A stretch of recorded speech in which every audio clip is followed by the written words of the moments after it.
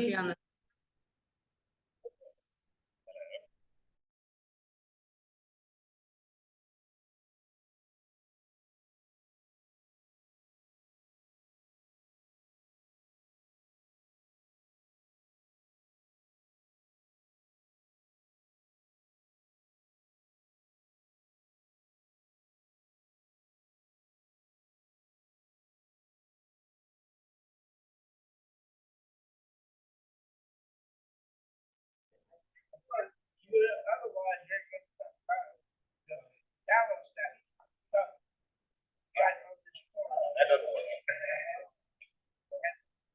Right now, this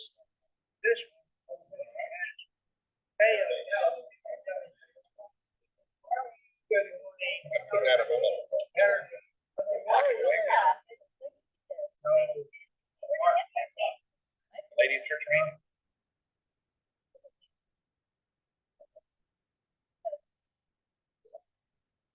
I don't want to report the city hall. Those are almost firing offenses.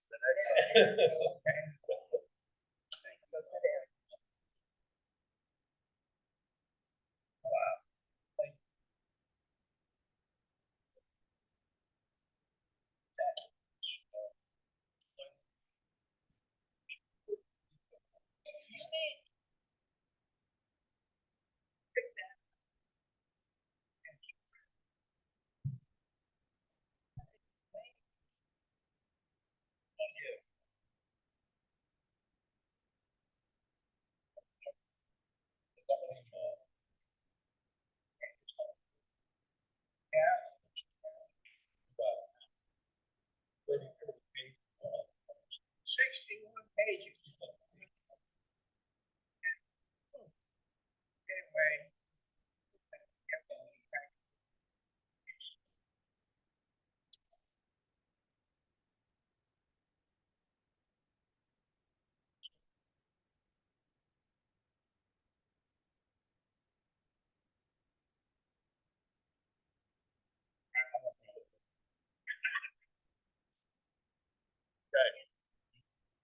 I will.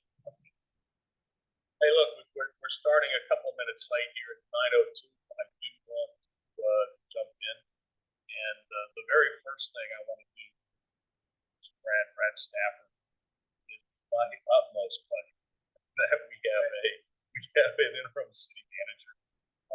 Yeah, his first day was Wednesday. A couple of things that were really important that we appreciate Brad's background. I have two children who graduated from Texas, so he's a guns up kind of guy. So so we've broken the lock of the Aggies. But he's also had quite a bit of experience in small town cities. I guess the last position that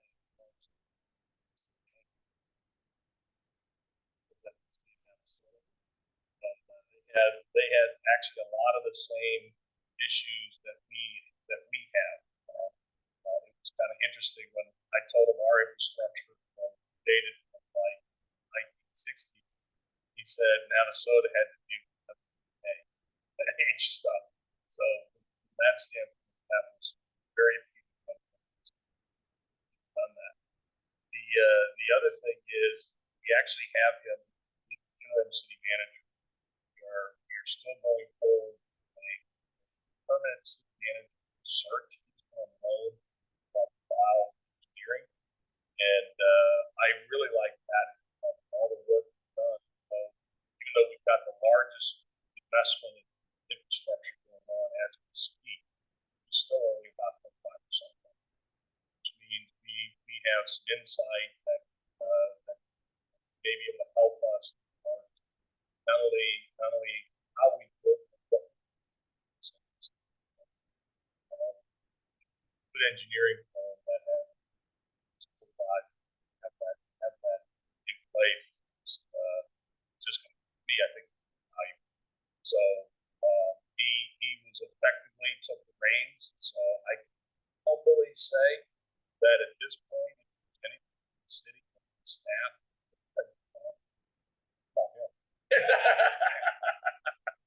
Welcome. Thanks.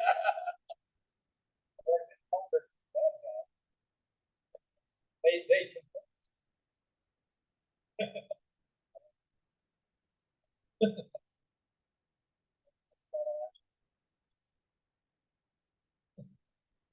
I grew up in West Texas. I grew up in West Texas. 30 miles west of London.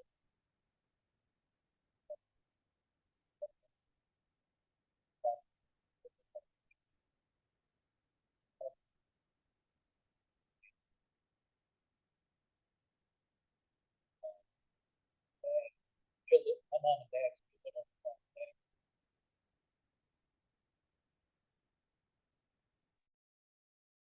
Well, anyway, thanks for saying that. I did a college debate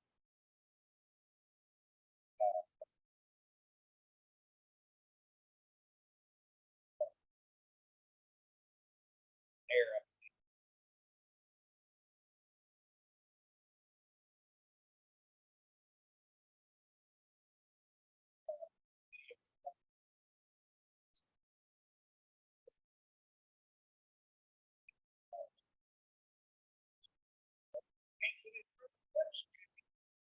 About 20 miles. That's And stay in about it. Texas. You can't go. So I was there. I did for 4 years. I did utilities.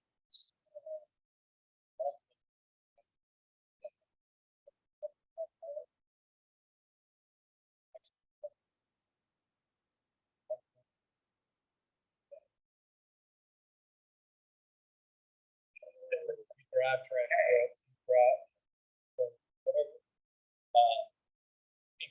Very fun.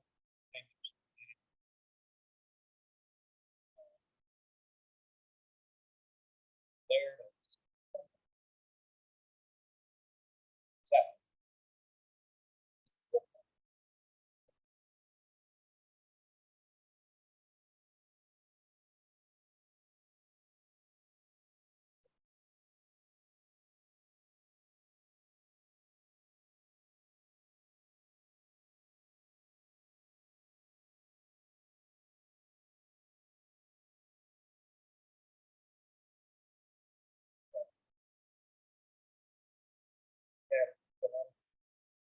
One last plug on and as we go through the selection process, one thing I really very similar in a lot of people know that Sandy Crossman, work their way up to being a base teacher.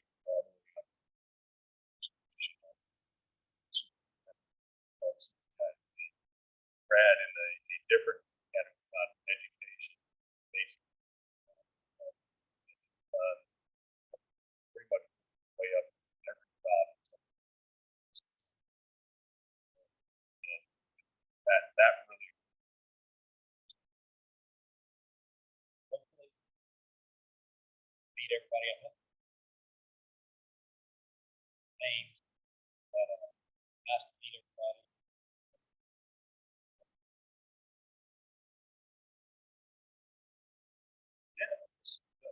The mayor had asked me to stay. I do know that you had the ceremony. I was named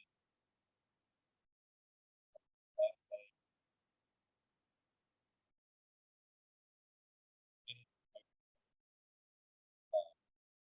Thought that was a really neat event.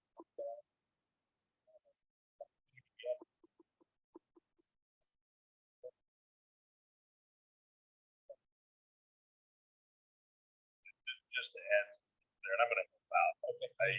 I wanted to move this to be the same kind of format because it's better. For those who haven't seen that, we have two times down at the location where the Robert Chafee Monument is, right there by the Reflections Garden. And the way Public Works Works has set that up really nice. Almost looks like it's extension from Fletcher's Park. And then there's, as we came in here, we looked over to kind of straight out here. It's now two. I'll say this: very torment are two almost just like things come up, but there are both circles there. Those are sycamores, and I understand that it's supposed to grow from mighty. So don't let the insidious dormant stage. We had some pictures that showed that we grow about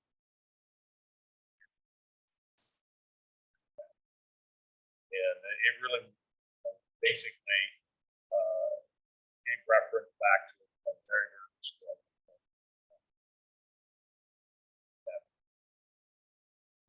All the people, those who said the father had the seeds of the whole crew, but it was George Abbey, James Spivey, people kind of gave what I really love was the historical description of everything that led up to the Apollo program and what we're proud of. But also, I really like Spivey basically what's for the future.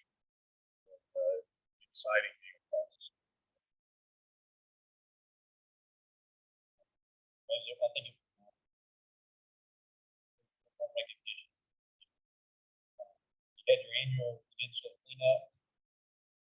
Just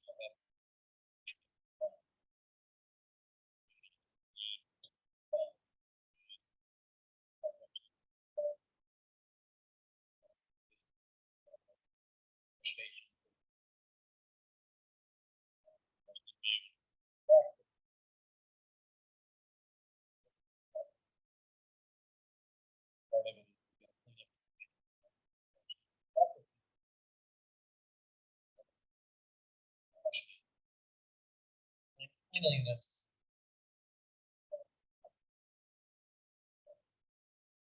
Add on to that is Brad is one thing I'm proud about is our city punches above its weight as far as participation. I believe there was over 160 volunteers. And that's I always love to see that. That's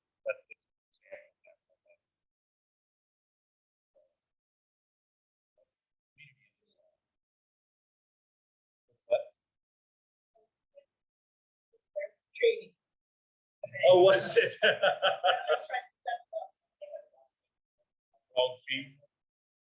what is she? I know it's on into this. I saw her come out. Is it working? That works. It's Sally Ford. We caught a giggle out here. We're good. We just needed to make sure of a few things, but we're good to go. So it adds a little humor to what we're doing here.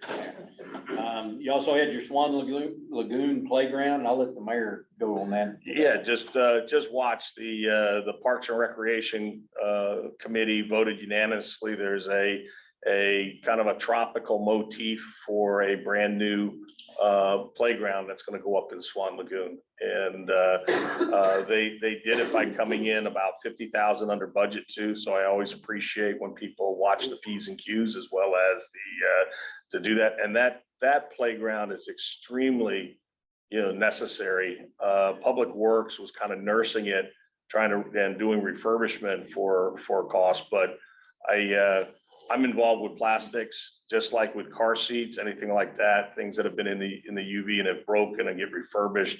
The insurance liability is very high, and it's almost as we basically wouldn't be able to make an insurance claim if somebody, some child by any means got injured, and that was a big driver for me. And So now we're gonna have some brand new equipment up there, and I know some of the citizens that have seen it already have just really given it great kudos. So the Parks and Recreation Committee's done a good job there.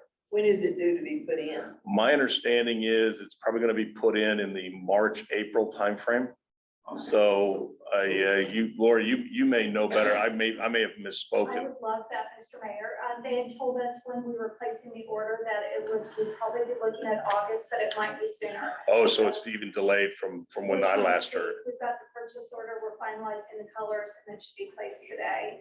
They'll keep us posted if we can get it in sooner. And then So, we've I mean- also got the new swings and the ADA accessible merry-go-round. Correct. So if those can come in sooner, we'll see, but we'll keep everyone posted on it. So I had not heard that it gotten pushed to August. I'll see what I can do. So, yep. So August, not April, wrong end. There is a little delay. I'll take the boys over there as soon as it's up and running. Yep.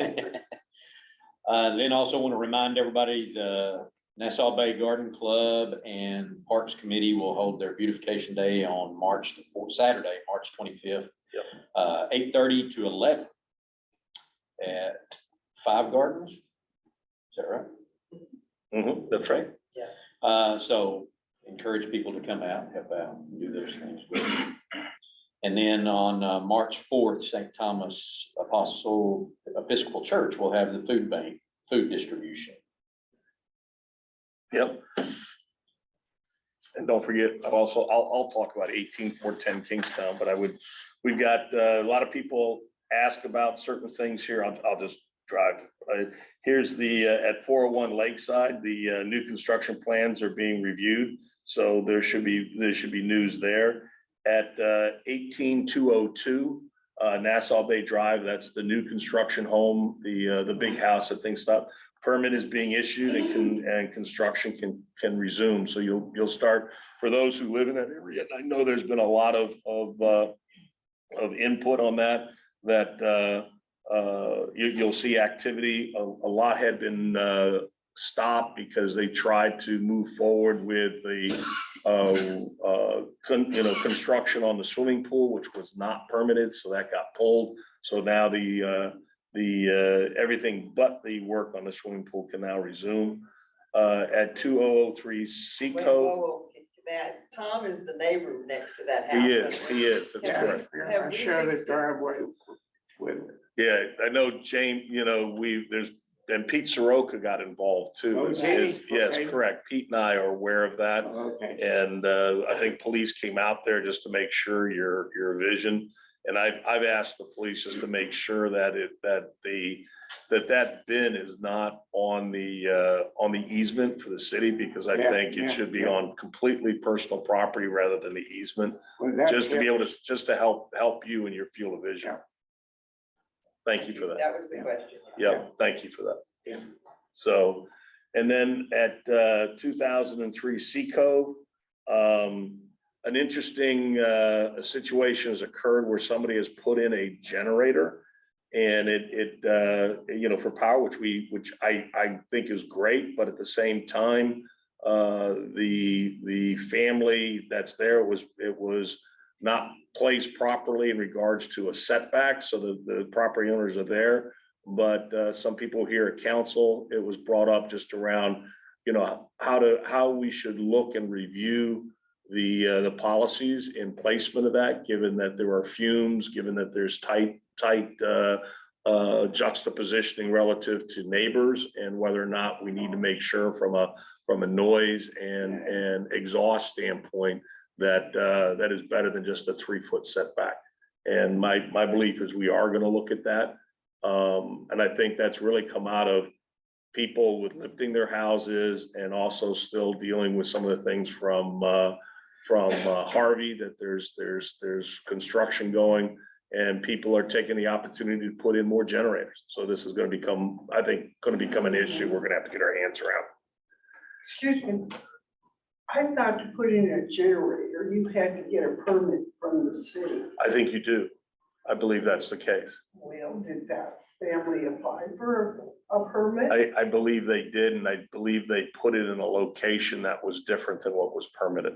I actually believe this one's gonna be, I think they're gonna settle here and I know after some of the emotion has come off, it is clear, it is, I believe even across the property line, but I could be mistaken there. I met with staff yesterday. They're Yeah. working with the property Yes. owner to Yeah. get that resolved. So So something should be there- resolved. So That my belief is that the current placement of the generator will change, is what I understand. But I won't get the bright light back. You know where I live. I do. They have a spotlight there.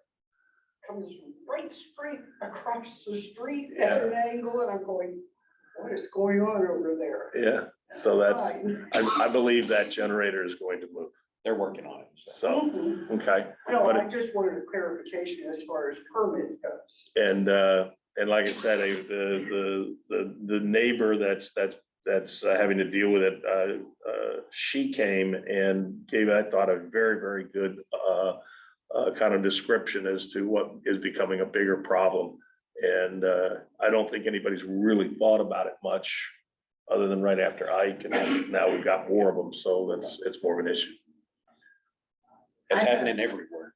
I had problem's not the right word, but when she gave her little talk, she was talking about the fumes and all this stuff and carbon monoxide and explosiveness, and carbon monoxide is not explosive. It's And not, I no. just, when she said that, I almost leaped out of my seat and went, no, Yeah, no, no. correct.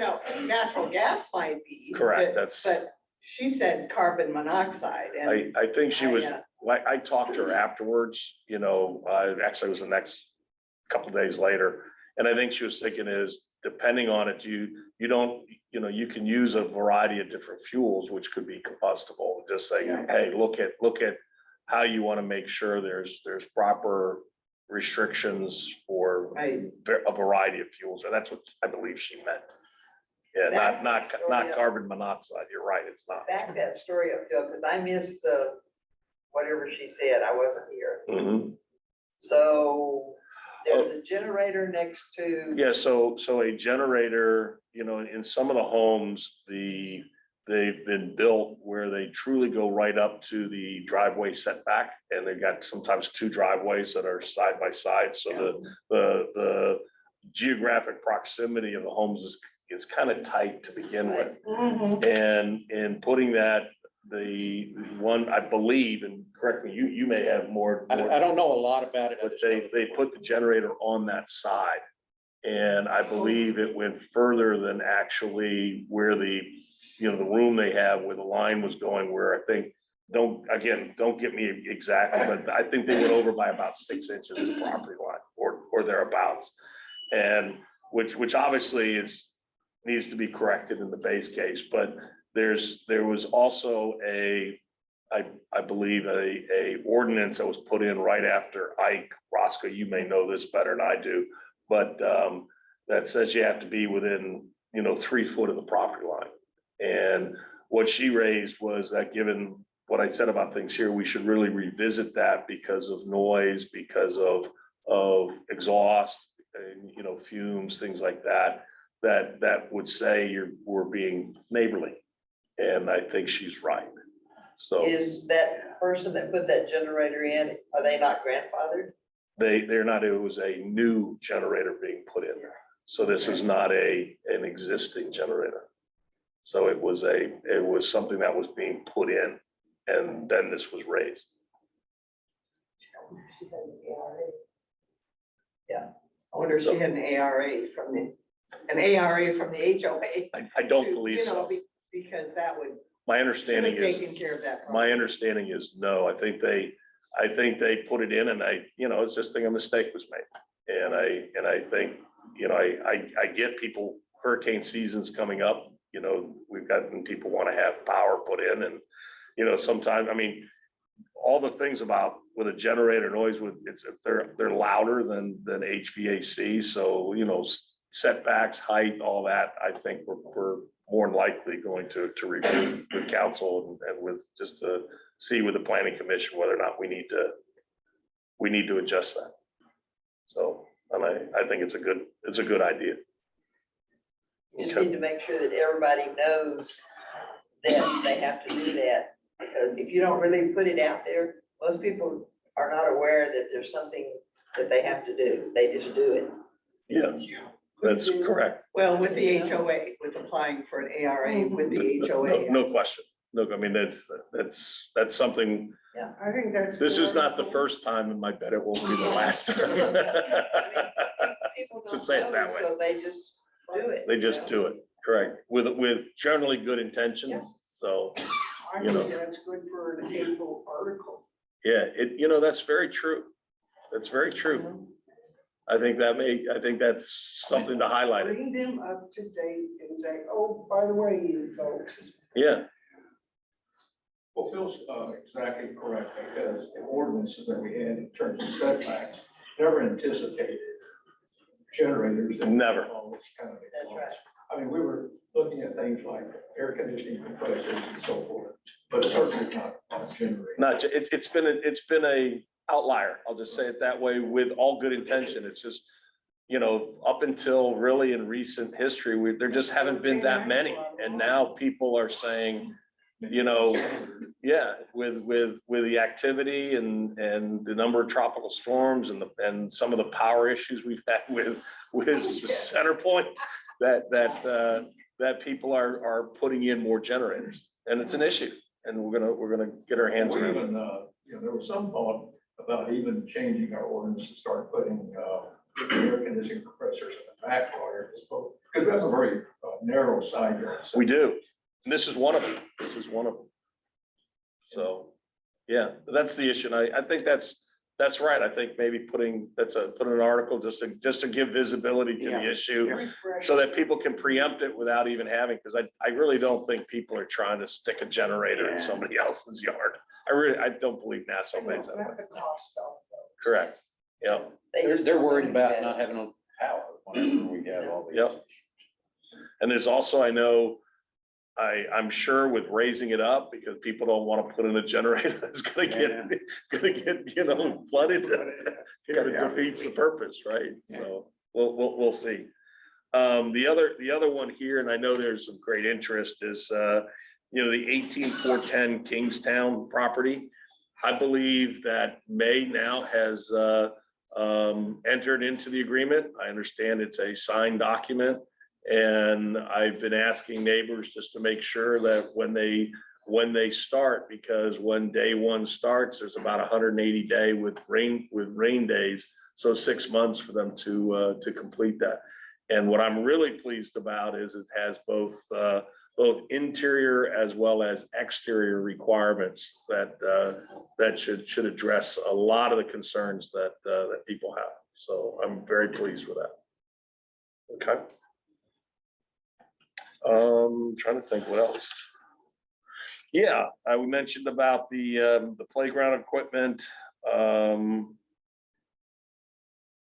the beautification day. I'm trying to think of anything else of the building things. Let me ask, is there any other questions? Yes, sir. 2522 Baycrest. The abandoned elevator house. Yeah, I don't have an update on that. There's been some things here, and I would say you're talking right there at the bend, the one that's boarded up, the one that, and Boarded. it's the square box now, Yeah. as I call it the Amazon box. Yeah. And I apologize. If I can, the house is in foreclosure. Oh, is So it? That's what's going on with that. Okay. Yeah, I found that out because somebody pointed to the address and I looked up because I'd never seen anything. And I was looking at this and it is actually foreclosed on. So I believe it's a bank-owned home. Now, Okay, because we've Interesting. been dealing with it since we moved in. Yeah. The last information I got is if you want to talk to somebody about the house, here's the bank's name. right, exactly. I called them, I emailed them, Yeah, they've never got back to me. it is, let me just say, it is utterly ugly. It is. I mean, I call it the Amazon box because There may it's, be an just a unfortunate box. bulldozer accident that happens, Well, but it also may say that could be the best way to resolve that property, just to put it may take some time, but that's a nice location property. Well, it's a great location. Yeah, Just it's an accident. but now it'd be a distressed property, so. We'll see if we can find some information and Correct. make contact with the bank. I didn't see what's going on there. 2514 Baycrest, there was a house there that was torn down, and the last I heard was they pulled permits for construction, and it's still a vacant lot. Yeah, I don't, we'll have to follow up with you. All right, and last but not least is the McMansion on Baycrest. We have our own green monstrosity. Yeah, I mean, I understand there's 2 permits on those. If I remember, this is the new house. The new house. The new house, that's, I believe again, I don't think anything's changed. I know they're starting to do more work on that. Yeah, look, but I've heard they've moved some dirt over there. I know there's 2 issues, and I'll say it this way. There was a quote grandfather dock that went out almost, what, 9,500. Picture over there. Yeah, correct, 9,500 feet. And the question is the dock grandfathered or is it a new dock? I know they went from a standpoint to the Board of Adjustment. They wanted 3 revisions, to be able to do things which were denied. And I know the owner is now going back and he's just really reassessing everything. What does it really mean to say if it's grandfathered being put back in place, which means he's got to do work, or if it's a new one, which means it'll be a very different design basis. So all I know is all work has stopped on the dock, and I understand that they're really looking to say what to do, and I don't think they know right now. Well, apparently they drove some piles before their variance was denied. That's correct. So now we have, one of the things that I've kind of been working on in the background is to try to, get some dredging done to make our waters a little bit more navigable. Fair enough. And if they end up getting a pier going out 100 feet in the lake, that makes sense. Yeah, I mean, my understanding, it comes very close to where we dredged back in, Back when that picture was 15, yeah, correct. So I think there's a lot of scrutiny and review going on right now. And it's kind of what I understand is work stopped on it. And, to be fair to the owner, I believe they had an actual permit to do those work, to put in those pilings. And there was obviously a mistake that was made on the city's part. So from that's going to be a difficult one to resolve. But I mean, at the end of the day, we're going to have to figure it out, because there's at least now the understanding of what I'll call the rules of the game. and it's the owner has some choices that they have to make on that. The other is just in the permit of the house, and that's ongoing. I know there's been a lot of focus on the drainage and maybe the height. But I believe the latter is from what I've heard is most likely not an issue. I don't think it's finalized, but I think there's some issues in regards to the drainage that I want to make sure gets the right attention. Nobody should impede on the other neighbor for water that flows off property. Phil, help me with this one. In my memory, there's 2 things. Number one, if you bring in dirt, doesn't it have to be compatible with the dirt that's already there or some such? I don't know about that one. So it depends on the actual zoning. Okay. So I believe, and again, if I'm saying things a little, let me take the first shot at it. But there's a AE zone as well as a V zone. And I believe that property has that going right through there. I believe the area that they're looking at is AE, and that they should be replacing that dirt with the same type of dirt, which says you're not, it's almost like carbon tax credits, right? Whichever, you've got to take it from an area in order to do that. And I think there's some scrutiny there. I know that some of the building things that have been done, that has not always been a standard that we've been really, anal about, but I understand that's also being in discussion. Okay, my second question is, and this is from memory, so correct me if I'm wrong. don't you have to have along there, like where Jim Edwards lives? Yeah. Right on there, don't you have to have drainage that takes your water back and puts it back in the bay? It seems That's like what most people do. That's what correct. Jim Edwards, I think, Correct, told me. but I believe you still also have it. I mean, when I remember when we put in the streets at Swan Lagoon, we also have underground, storm sewers on that street. So there's still water that goes from the front to the street and then gets taken care of that way. And then that's some of the drainage issue, Barbara. I agree with you. Yeah, It's supposed, you're supposed to not have your drainage go onto an adjacent property. The rules of the game, as I like to say, is your water flow, the sheet flow from rain should go to a proper location, whether it's the bay. You look at some of the places on Point Lookout, there's the things that drainage ditch in the back there, but it's not supposed to go on to another adjacent property. And that's a requirement. That's what I remember. And that's one that we've been very strict in the past. So I believe will be, that'll be resolved too. Because I actually was out there looking at the properties and I saw that there looked to be a forming board that kind of was going perpendicular to the retaining wall, which would be very difficult to say that would not obstruct that and could have off-site things. So the building department's aware of that. So you're aware of it too, so. That was just. But you're right. I can't talk very intelligently about it yet, but I have been. I walk the properties and I think I agree there are some concerns addressable easily. And I think it's something both property owners should be able to come to a mutual things, but I do believe you've got to make sure that you don't drain on somebody else's property and you got to follow the rules with the things. James, I don't know if you wanted to add anything to that? No, you can actually, there are regulations that allow you to actually move dirt in without having a bounce flow like Phil's talking about. It's a process you have to go through. It's that you're able to do that. And I'm not sure if y'all saw it or not, but down by the, I'll call it Lax, if you were here back then, the old Lax there off of Kirby, the developer there pulled in dirt, raised it up at least 8 feet above where it was. Right. And they were able to do that. But actually, the same developer that's doing I believe the townhomes down here by the hill. Same thing. So there is a process by which you can go through. It's not an easy one, but you can. And it's not, it's in deference to moving dirt from a floodplain to a floodplain. You can move dirt in. So, yeah, and I want to rate, that's a good one, that property next to the Hilton. Yeah. That's, they've had to go back to redo their specific use permit, which I believe has not been submitted yet.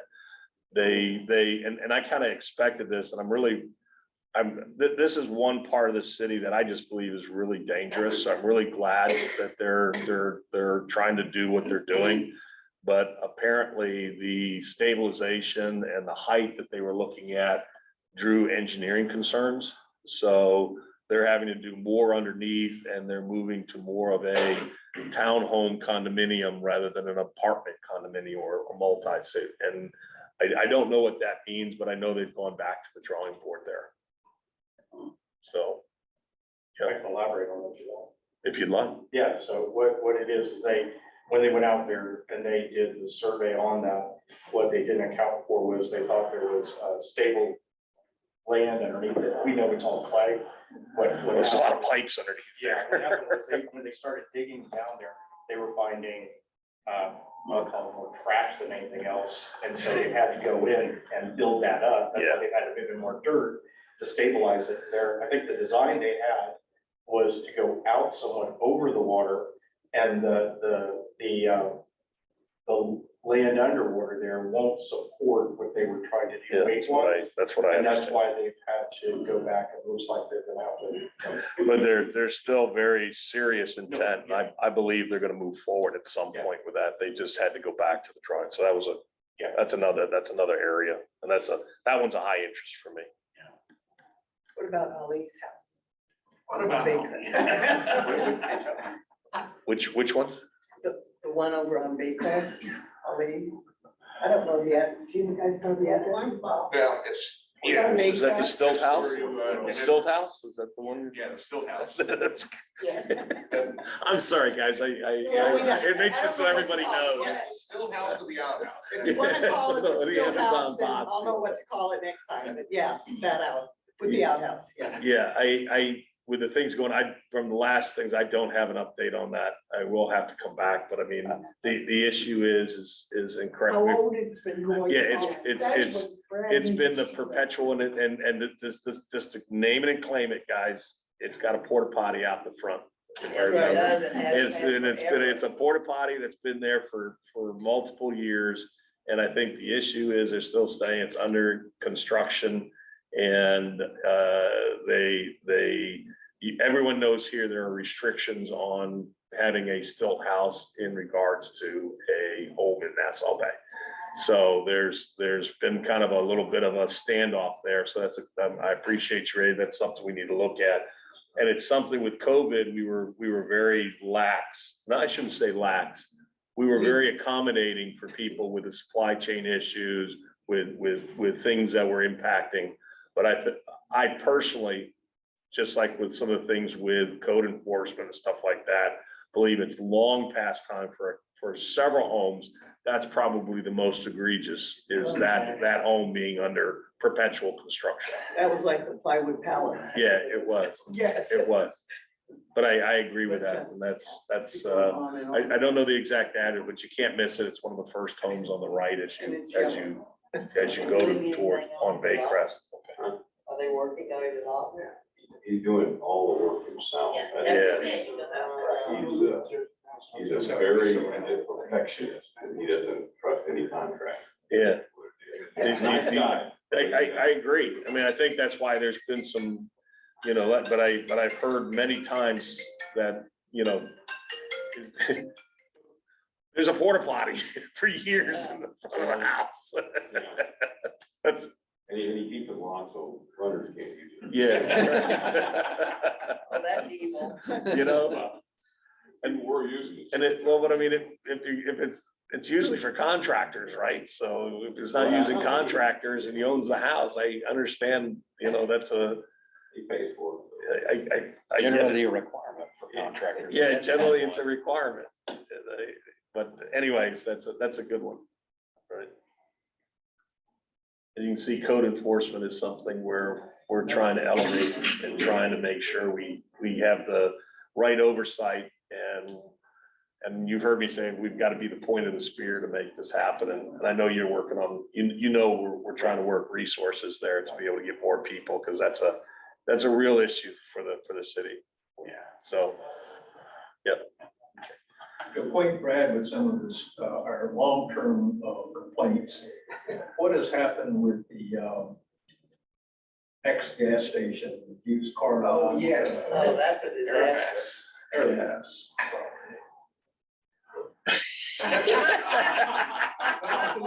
No, wait a minute, it's supposed to be this.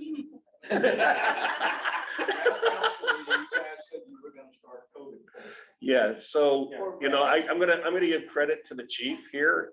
I believe he's just begun the process of allowing one of our officers. I think many of you know Officer Henderson. He's been trained, he's been doing that. I know that, we're trying to balance having, because we just got another new officer in, but allowing more of the time from patrol to be done on code enforcement. And I know for a fact he's gotten a number of inoperable vehicles have been removed from the city. I think it's at least 2, it may be 3.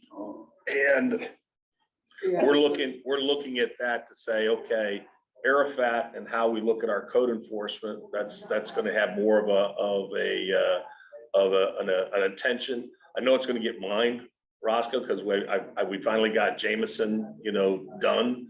We've now got our city manager, and then I think we have Henderson, Right now.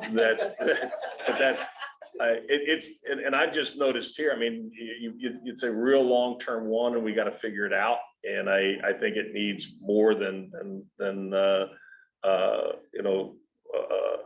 just oversight on the code, because I counted vehicles. He's up to almost 40 vehicles in that. Oh, in yeah. that. 40, oh, yeah. It's like, I think it's 38. So I have a question. Under the license of what he should be for the state of Texas, he's not a car dealership, so he's in violation of that as well. yeah, that's, but So we've, that would we've, take the city out of it, just go to the state. so here's the fight, right? If anybody can bring me bona fide evidence that he has sold a vehicle on there, Okay. we'd love to have it. I know, but I mean, he doesn't have anything. I mean, again, it's a little, and I shouldn't be so humorous, but that's just who I am. But I mean, it's, you know, I think there's no question, he knows he's operating outside what was agreed to, and he's making sure that it's difficult for us to really get teeth to what we do, because as Roscoe mentioned many times, is that there's been some ambiguity that was placed around even the parking on there and the stuff like that, which has hindered our ability to go after that. You know, my view is there's always a way, and it's, you know, the owner of that business has a long history within Nassau Bay. There's a lot of people who he's done a lot of help for, so I don't want to say he's not a valued citizen, but he is way operating outside anything that was agreed. And it's way beyond, I mean, it really looks bad. There's even RV vehicles there. Bill, I have just a second part to my question. When was it agreed to that it would not be a gas station, it would be whatever was? I don't know the exact, Roscoe, you may know the date. The question was, what date did it actually convert and not be a Shell station anymore? Oh, it was, gosh, probably 6 years ago. Yeah. 6 years ago. I knew it was at least that. Don, I don't know if you know, I mean, Shell stopped putting gas in the ground, the combination. That's what changed from the gas station. And in so doing, all the regulations were very negative. And a sign. Promises made, promises broken on the city. yeah. Two-way street. And some things that planning commission, that way couldn't do. Gave numerous, as maps. So, there are people in Nassau Bay who still take the car to his gas station. Takes the car across the street, the credit card. Pumps gas in little age cars. Takes back to the credit card. And we asked the people here, where do you use your cards? Where are the cards? I didn't hear you, Don. Inspection cards. Car inspection. Car Oh, inspection. there's no doubt. He is a very kind person. I mean, one There's thing. no question. Diesel or regular gas in a diesel truck, and he helped us after hours. I'm just wondering who approved the special use permit? And can we get another special use permit for a car dealership or a golf cart? I'm just trying to figure out how that was. That's, I mean, if he's operating under a specific use permit and he's operating, you know, where we can't show he's in violation, he's operating under a specific use permit and can continue. Yeah, I think, so I'll commit to this as just as I got involved. I mean, this is a property I think needs special attention and we've got to resolve it, so. Just to be sure, you got a specific use permit for car servicing. Correct. And there were restrictions on that. We thought we restricted the number of, we specified the number of required parking spaces, and we thought it would limit parking to that. We required him to fence the back and keep some of. And landscaping and stuff like that. Correct, he did that too. The service should be in the bays, no service in the old Visible. gas. Yeah, the roofed area. I mean, the cops would have to swing by there every time someone pops a hood and he's working outside. So that's the challenge. The biggest problem is that I think most people. It's a used car He lot. is selling cars. He's selling- You can't prove it. Yeah, you can't. I mean, if you look at there, and I've gone by there, you don't see prices or anything on there. Yeah. Not at all. So since we're talking about things like this and these ones that are now long historical problems, we had a gas station come in that was wonderful and fancy when it started, which was Buc-ee's. Mhm. No deference to the real Buc-ee's, to Buc-ee's. then it transferred to another buyer. Bucky with an EY, Yeah, yeah. not an EE. Yeah, and it transferred to another owner. Now it's been handed over to another owner, Yeah, and it is now Star Stop. Half of the majority of that business has been shut down inside. They have bags on the gas pumps, and to me, that's gonna turn to a major problem. The owners aren't keeping up what they're supposed to, as they should, and that's gonna cause problems down the road. I'd rather see us get out ahead of that instead of after the fact. yeah, I know. So, So I have done a little bit of code enforcement. It takes a lot of time. You also have to comply with state law, not just your city code. And so some things that you may want to see may not be possible just because we're having to comply with some state laws that are restricting us. So I don't want to get everybody's hopes up that this will happen and it's gonna happen, this is gonna be this and this is gonna be that. But you also have to understand it takes a long time and it's due process, and everybody in this room appreciates that, because you don't want somebody coming to your property and telling you, I don't like your paint color, I don't like your tree selection, whatever it is. So we just need to keep that in mind. I know that's not what everybody wants to hear from me, but that's really that's real life. That's what happens, and we are restricted as well. It's, we can put all the codes in place, but if there is state law that supersedes that, we've got to comply with that. So just keep that in mind when we're going through this. And time. It just takes a lot of time. Well, Jameson was what, 14 years, 16 years? We finally At got least. that, so, yep. At least. Doesn't mean your frustration won't still be there. You'll still be frustrated. We may be frustrated too, but it's just real life. That's what happens.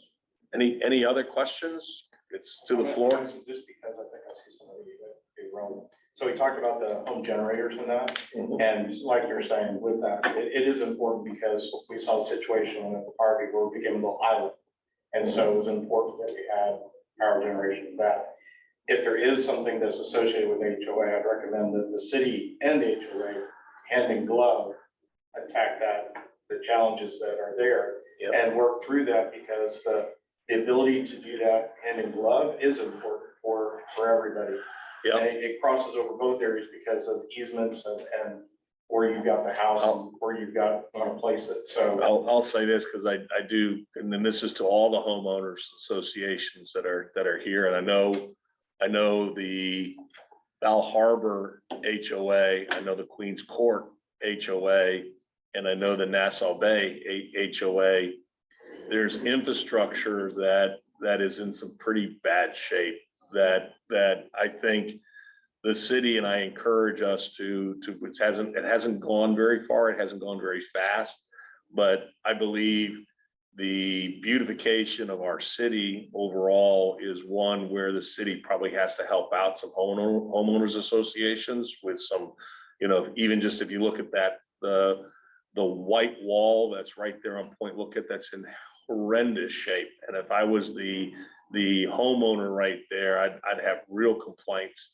And it's some things that I don't know the answer, but I believe the funds that we've made available by the city to do infrastructure work, I support helping out the homeowners associations, because there's some real work that needs to be done that I think is outside the scope of homeowners.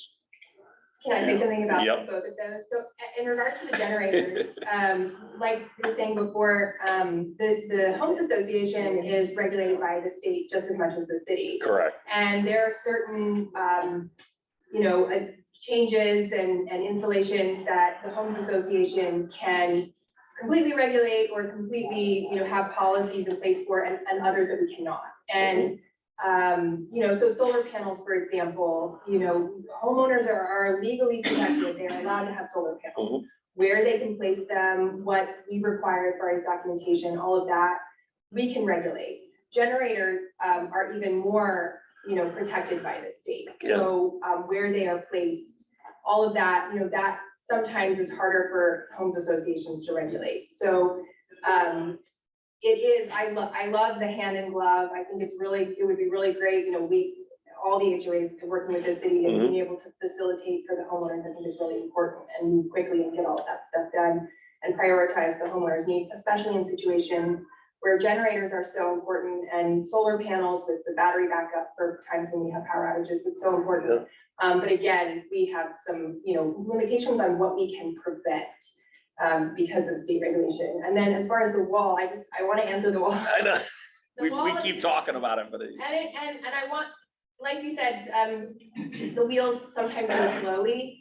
That wall, we've talked about that wall for a long time. I drive home every day and I look at that wall, and every day I go, oh, but it has been a work in progress. It is so visible because we've been clearing trees and. yeah, it's now looks better because, and I've said it because it's happening everywhere, and I'd actually there's gonna be quite a few volunteers on beautification day. Yeah. And I even understand that we may have over 90 high school kids that come in, and that may be where we want to target some of them. That would- 94 of them coming out. Correct. So it's This beautification day from the number of people, I mean, we got a small army. Yeah, I think. And I'm really anxious to see how we can do that and how we can do stuff so that we can affect some real change. Are they gonna do more than just the 5 garden club? I believe it's gonna be beyond that. I know the garden club is involved. We're talking about doing all in front of that entryway at Val Harbor, right there. I mean, right by the Hilton is in terrible shape. I mean, that needs real curb repair, need painting. It's in really bad shape. So there's several places that need to be done, and we got a small army. I've worked with both the Parks and Recreation and the Garden Club, and I believe Gail Nelson is putting together the budget for that, and I've told her whatever she's doing to 2X. So because if we have, what I don't want to have is if we have a small army of volunteers, I don't want plants and power washing equipment being the bottleneck and having a bunch of volunteers that are out there that we can't leverage to get work done. So No, I think I'm really optimistic for this I next think it's the beautification. garden club. I think it's the garden club, Royce. It was Royce Royce Walker. Walker. Oh, excuse me, Royce Walker. Sorry, Royce. It was it's Royce. It was Royce. Excuse me. Correct. That was my mistake. I apologize. So I'll reach out also, because I know Royce Walker has reached out to the It is. HOA and has passed on my email. Thank you. And I will definitely reach out about the wall and getting included in all My of wife said that. that's why I get lumps on my head, so. There's a lot. But I just wanted people to know that for the HOA, the wall, I know you see it every day, and it seems like nothing's happening, but it is at the forefront of our attention. I And we are agree, yeah. working it slowly. We've actually done some repairs to it.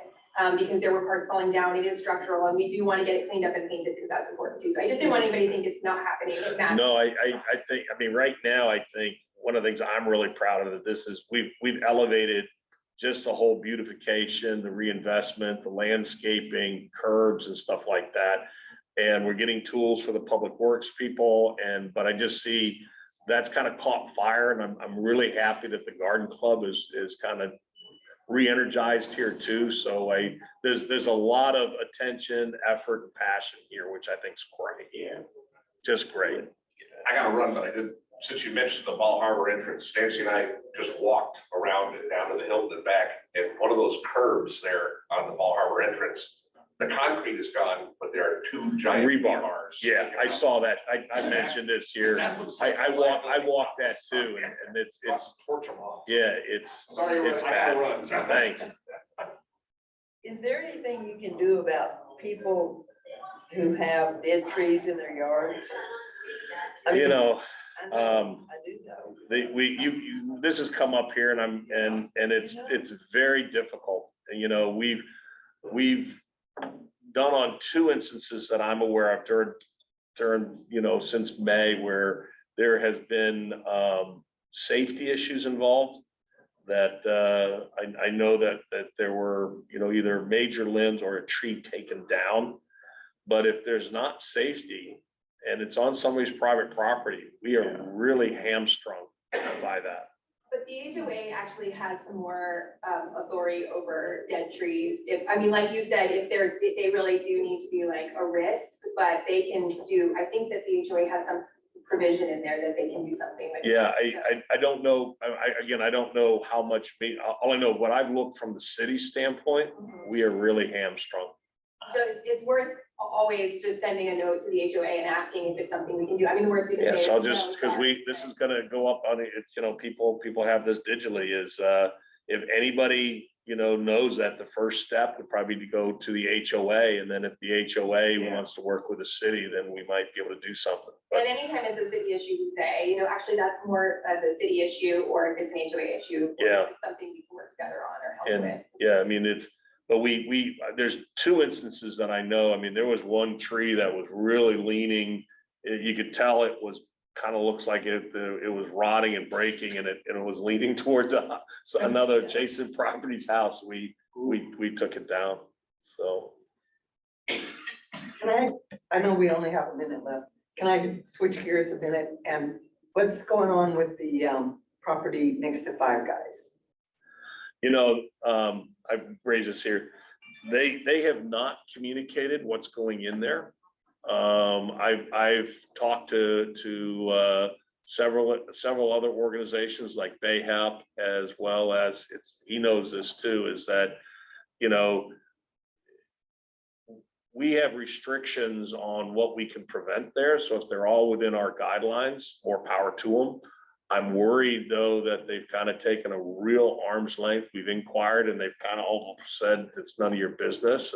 And I just don't appreciate that as part of our community. I mean, if there's things that are going to go in and be there, great. If there's things that are going to need a specific use permit, you know, the mentality of that is probably not conducive for good working partnership, just honestly. And it very much concerns me that, you know, somebody is being so opaque in regards to what their intention, either that or they're investing and they don't have an answer and can't tell us. Right. Well, but they could tell you that. But I mean, they're pouring the parking lot now. I mean, it's gotten quite advanced And and, Lubies. you know. Same thing going on with Lubies. Yeah, there is.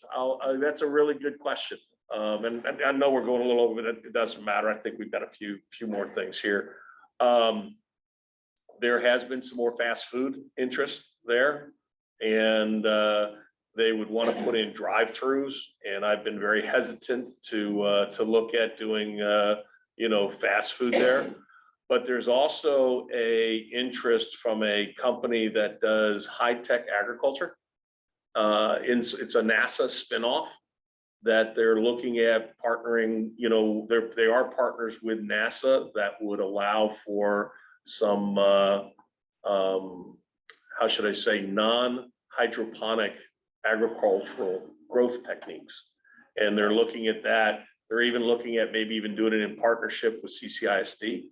And I'm hopeful. That's the horse I want to see there. Yeah, that's very interesting. You know, it's you know, so that's what I know.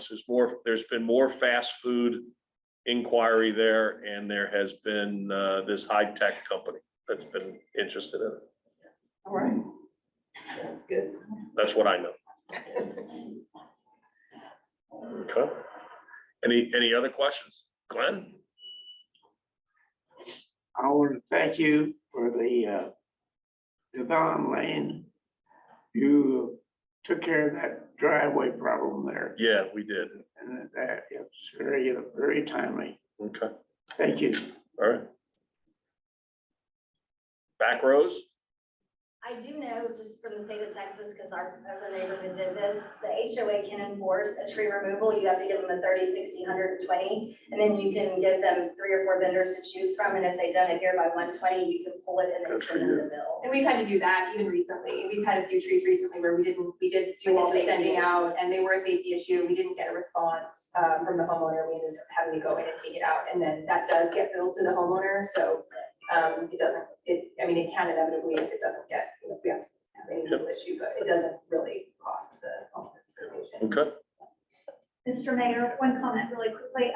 The parks and beautification is starting a curbside Oh, yes, that's what I project this missed. weekend. So we're repainting numbers on homes.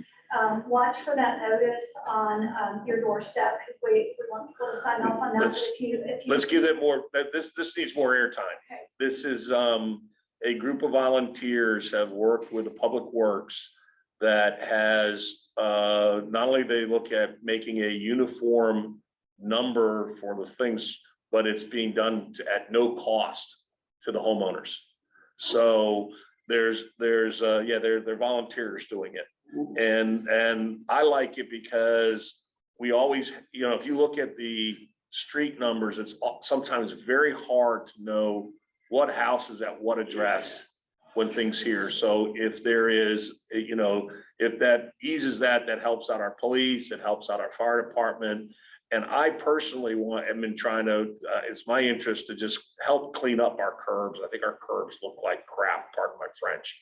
And the more things we can clean them up, more that we can have them freshly painted. And I believe they have, and you may know it, you may even have a choice for 4 different, I'll just use it as icons. There's like the Nassau Bay, Compass Rose, an American flag, a space shuttle, and even if you look at the flags that are out there now on the street, banners, there's also, you can do a moon tree if you want a moon tree.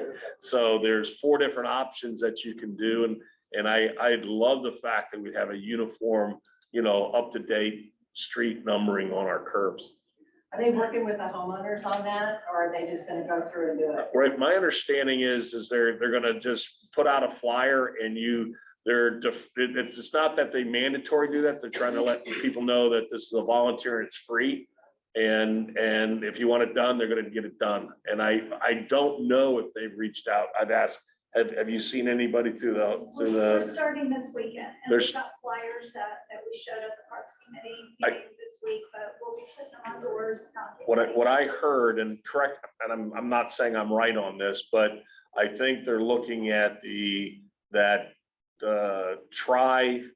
cul-de-sac area with Baselin, Yeah. right up through there, that they're gonna try to say, okay, let's just do that so everybody can see it as a prototype of what the final looks, so that you can, because it's three cul-de-sacs rather than a long point lookout, right? So. And each one will also have the reflective so that our EMS and fire can see it more At clearly night, at yeah. night. Yeah. We did have a comment about school logos, and we know we have some Aggies and people who are very proud of their schools. If you have a. Guns school up, logo- Texas Tech, guns up. But if you have a school logo or something that you paid and you have that there and you don't want us to touch or paint over it, you can check a box on the form and we'll just do, the numbers. But the goal is to get all the numbers for safety, EMS, reflective.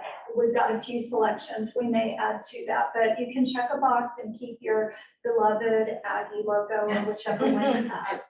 Or both. Any other questions? No, I've got one comment. We have an event, Community Association for Nassau Bay Enhancement is going to have an honor event.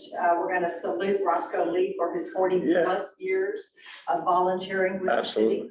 And it's going to be on Thursday, March 4th, second. March. 2nd, Say- from 5 to 7. So not everybody can hear that. So there's a salute sponsored by CanB, and I know there's been other institutions that have contributed to that.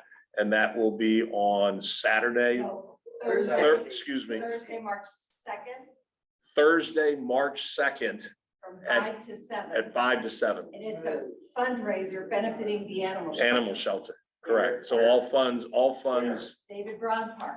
at David Braun Park, At the Roscoe Lee Thank you. Pavilion. at the Roscoe Lee Pavilion, There you go. okay?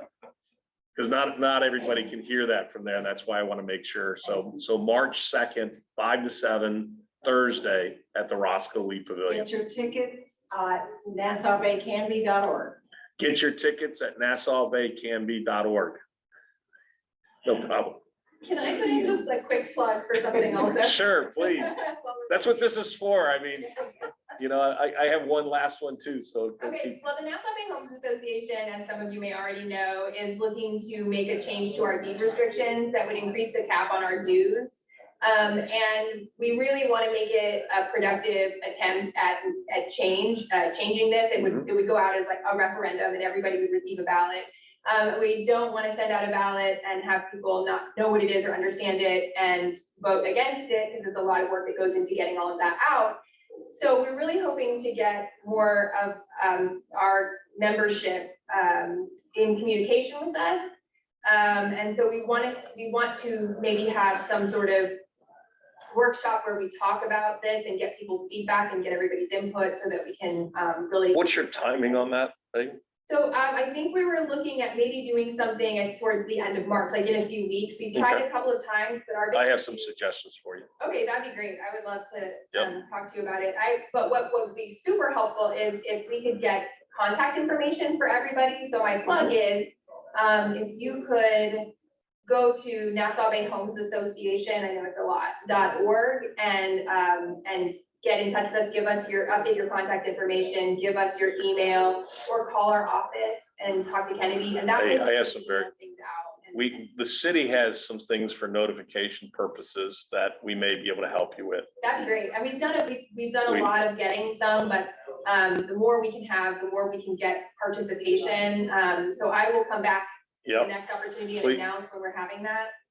That'll work. So, but again, the Nassau Bay Homeowners Association would certainly appreciate if everybody, in regards to looking at a referendum that they may do, would get on site to NBH. Nassau Bay Homes Association. Nassau Bay Homes Association.org. Did I say that correctly? Yes. I'm going to say homeowners association.org. Or call or come by. And update your personal information so that they have an easier way to communicate with everybody. That would be great. Does that help? Yes, I appreciate it. That works. The last thing I'll say, and we got to probably bring this to a close, is the trees up on Nassau Road 1 certainly look a lot better. You can see that there's green. They were protected down to, or they're this breed, I'll use that if that's correct terminology, was to be resilient to 14 degrees F, and we only went to 14, yes. It's a lot of work, a lot of scrutiny went into selecting those. They're not just the same as what we put up before. But the group Moon Valley has been doing, they did a lot of the pre-treatment and post-treatment, which I understand the post-treatment is the most important thing to keep palm trees. And I know this is not only for ours up on Nassau Road 1, and the reason I'm saying here is there are a number of very old date palms that are 50, 60 years old in the city.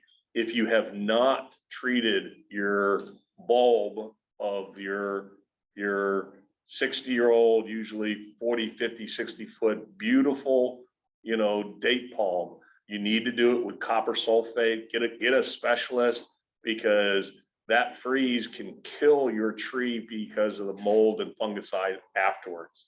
Is that something that you said, Moon Valley? Is that something they'll come out and do for homeowners? Because those trees are so high. Yeah, they are. They have a group that does just the post-treatment, and they do have a residential division. Okay. But I highly stress, because I didn't know about this. This is what I found out. My wife and I lost a 60-year-old date palm, and what happens is all of a sudden the mold comes up there and it just absolutely consumes the inside of that bulb, and your bulb just falls off your tree. And we had that, and I mean, we had a 1,500-pound bulb laying right next to our swimming pool. And I'm just glad it didn't go to our neighbor's house. And you don't even realize it. I mean, you see it's dead, but it's been, it seems to be frozen. It came back before, but we had, it was all green, and then all of a sudden it started dying. We didn't know why. And it's because of the mold. Most of the trees die because of the mold. So get treatment now. So any other questions? Any other comments? Thank you. Thank you. Thank you. Thank you. Welcome, Brad. Thank you. Welcome, Brad. It's all you, man, buddy. Yeah, we got lots of palm trees in West Texas. If you don't have any palm trees in West Texas, that's absolutely, and I do like. Really. Thank you. Yep. I grew up halfway between San Antonio. Yeah, hang on, I want to make sure. They'll come out, or I'll go get them. So they call you when they come back from there. Thanks. Good to see you. Good to see you. Yeah, thanks. Yeah,